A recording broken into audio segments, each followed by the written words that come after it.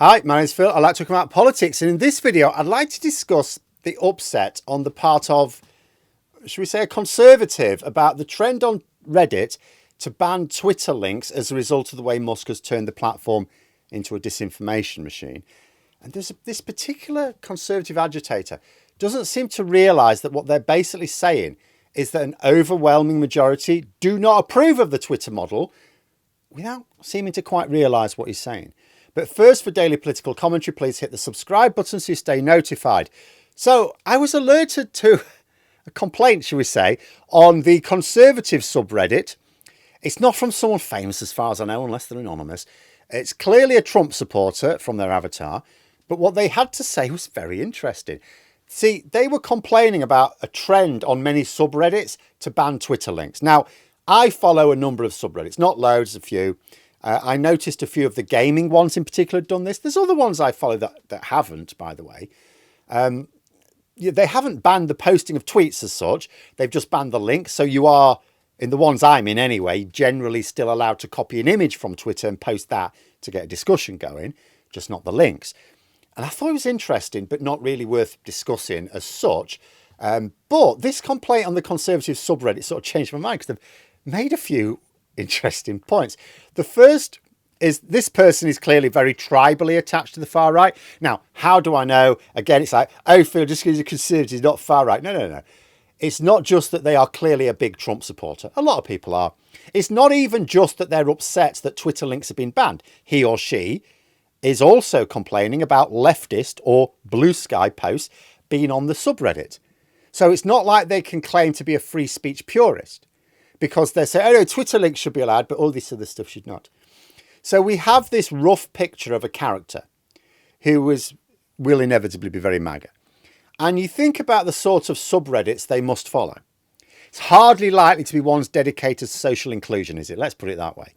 Now, if the subreddits that this person frequents is full of blue sky links and leftist propaganda, as they call it, doesn't that suggest that they're actually saying that a clear majority of the people who share their interests are in a whole other place to them politically?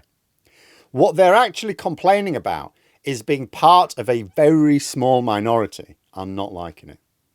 But then they make it even worse. Now, I'm going to quote this exactly because the lack of self-awareness is quite spectacular. I could go to the most unpopular niche way out there subreddit, and the top post with 300,000 updates will be, "We are banning X." Did they not think about what they were saying here? Because what they're saying is that not only are an overwhelming number of subreddit admins across a whole range of different interest areas and all shapes and sizes are making the decision to ban Twitter links. Now, I don't know this, by the way. I've seen it happen on some of the subreddits I follow, but this person's saying so. But they are also claiming that the announcements are wildly popular. And this is the thing with extremists. Like, there are those of us who see that our views are, we are niche, we are out of kilter with most of the population. So we decide we need to live with society, and the healthiest way to do that, understand and accept the prevailing views. You can still argue against them, but you're the very junior partner in society. Or you can take the view that you are right about absolutely everything, and anyone different, even if it's the vast majority, are deviants, and the heretics must be purged. They must be forced to live their life as you think it should be lived.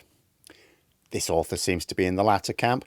They're demanding that the admins take back control of the website, seemingly oblivious to the fact that they are.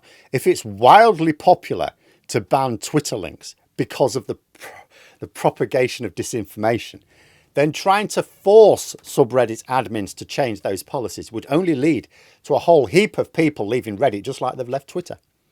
The loss of ad revenue, of course, would not make any sense. Maybe people like this should just create a subreddit called Only Twitter, or Only X, they would probably call it. Where you're not allowed to post any links unless they come from Twitter or maybe Truth Social. In fact, that sounds like a good idea. Let them live out their days wallowing in their own little echo chamber. So I find this interesting. Reddit.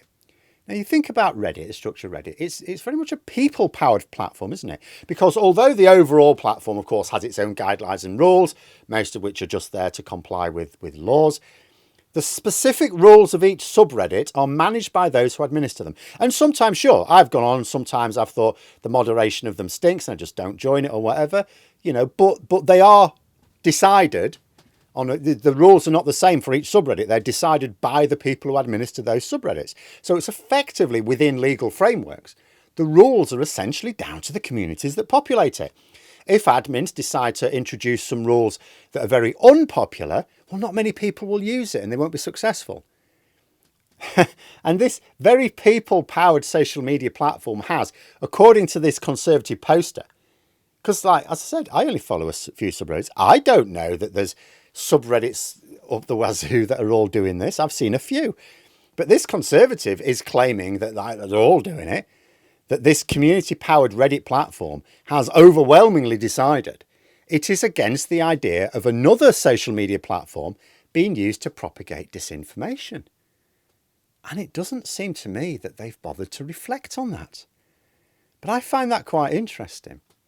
But there we are anyway. Those are my thoughts. Let me know yours in the comments below. If you've enjoyed the video, please click the like button and subscribe for further content. If you'd like to support the channel further, you click the join button for memberships. Thanks for listening, and until next time, I'll see you later.